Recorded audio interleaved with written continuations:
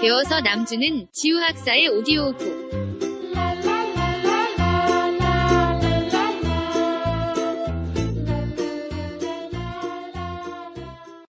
여러분 안녕하세요. 나도 문화해설사가 될 수 있다.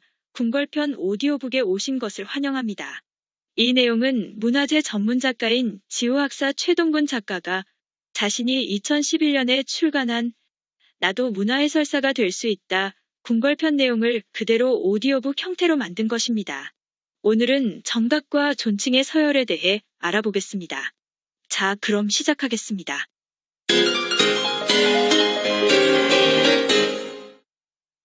아빠, TV 사극에서 보면 신하들이 왕에게는 전하라고 하고 왕세자에게는 저하라고 하잖아요? 높은 사람들을 부를 때는 모두 무슨 하라고 부르는데 그런 말이 왜 생겼나요? 저도 궁금한 게 있어요. TV 드라마나 영화에서는 대통령에게 각하라고 하고요. 중국 황제나 로마 황제에게는 폐하라고 하던데요. 어느 말이 제일 높인 말이에요?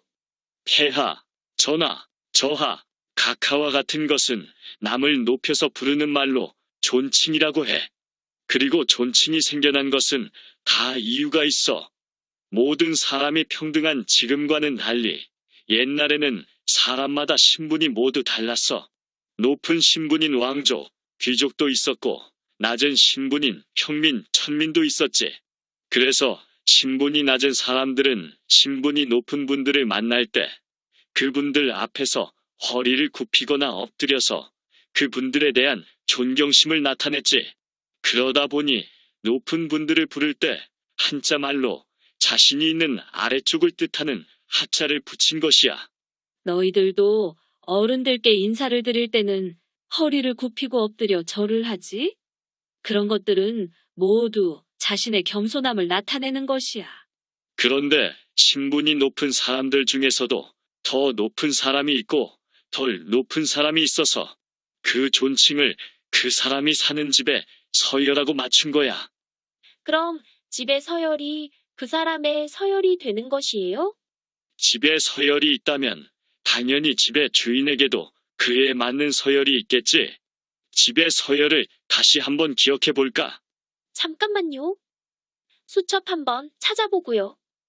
전, 당, 합, 각, 그리고 제, 헌, 루, 정이네요.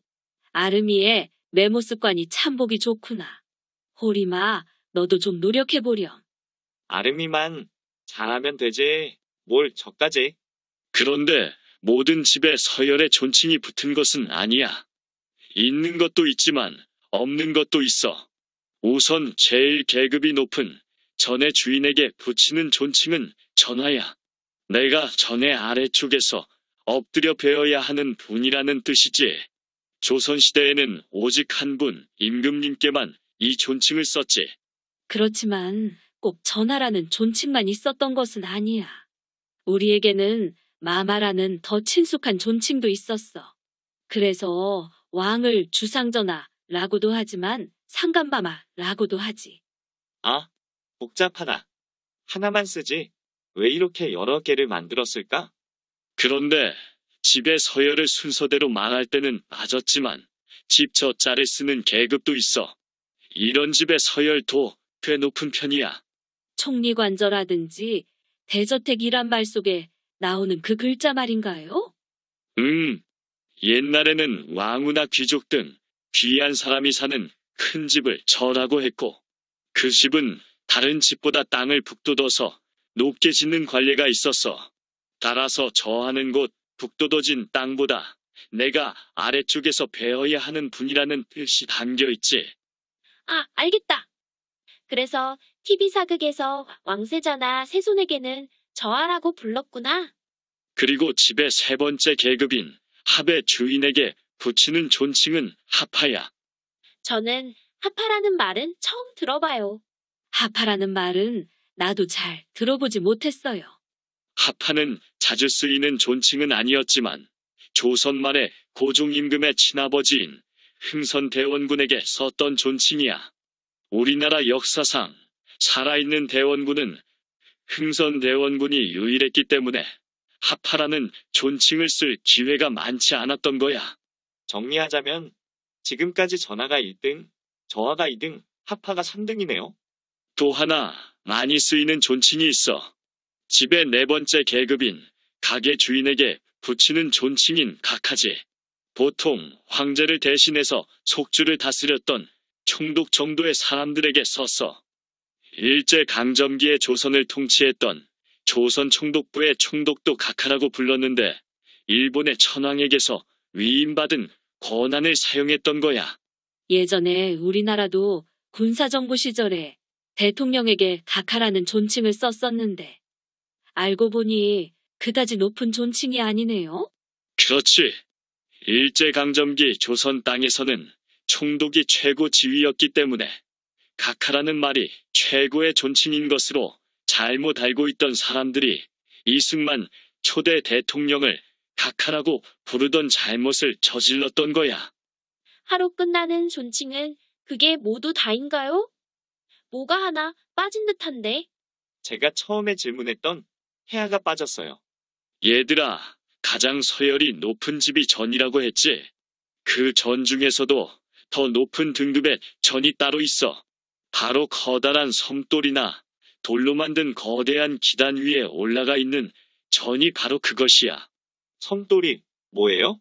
섬돌은 기단 위에 집체 앞뒤에 오르내릴 수 있게 놓은 돌층계를 말해. 섬돌이나 돌로 만든 기단 위에 올라가 있는 전이라면 혹시 경복궁의 근정전 같은 것을 말씀하시는 건가요? 빙고.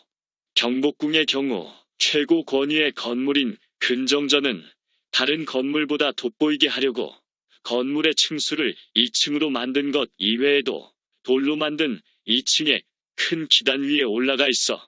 출입을 위해서는 당연히 사방에 오르내릴 수 있는 돌층계도 만들어 놨지. 그 돌로 만든 한을 월대라고 부르는데 위를 상월대, 아래를 하월대라고 해. 또 왕이 잠을 자는 침전인 강령전도 근정전에 비해서 크기는 작지만 분명히 돌로 만든 월대 위에 올라가 있어. 강령전에도 월대가 있었구나. 그러고 보니 창경궁과 창덕궁에서도 가장 큰 건물은 반드시 돌로 만든 단. 참, 월대라고 했지요. 그 월대라는 것 위에 올라가 있는 것 같아요. 바로 그 월대가 곧 임금의 상징이라고 할 수 있지. 심지어 돌아가신 임금들을 모신 종묘에도 월대는 있어. 종묘의 월대도 상월대, 하월대, 이렇게 이단이야. 이렇듯 왕이 통치하는 조선은 황제국인 중국의 제후국이기 때문에 모든 월대는 최대로 높아야 이단이야. 반면에 황제가 통치하는 나라인 중국의 경우에는 월대가 3단이야. 왜? 우리는 월대를 3단으로 못 만들죠? 기술이 모자라는 것도 아닐 텐데. 그렇게 된 이유는 동양에서는 대부분 유교의 예법과 국제질서에 의해서 건축물을 만들었기 때문이야. 즉, 황제가 왕보다는 한 단계 더 높은 지위라는 뜻이야. 그리고 그것을 인정했다는 말이지. 만약에 우리가 3단으로 된 월대를 만들었다고 한다면 그것은 중국에게 우리나라를 쳐들어올 수 있는 명분을 주는 것이지. 겨우 그것 때문에 전쟁을 해요?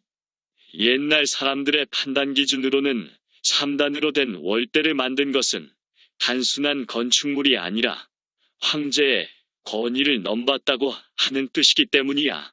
아무튼 유교 예법에 의해 천자라고도 불리던 중국의 황제는 그 누구와도 차별되는 돌로 만든 3단의 월대 위에 그것도 3개나 되는 전을 가지고 있어.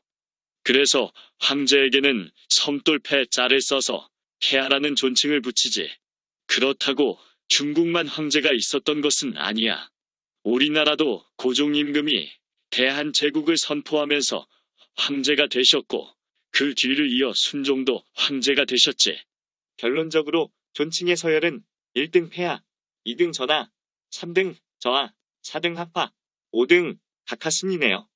이 서열 순위를 보니까 대통령을 각하라고 하면 안 되겠구나. 서열이 너무 낮아. 그렇다고 폐하나 전하라고 하기에는 너무 이상하고. 뭘 고민해? 그냥 대통령님 하면 되지.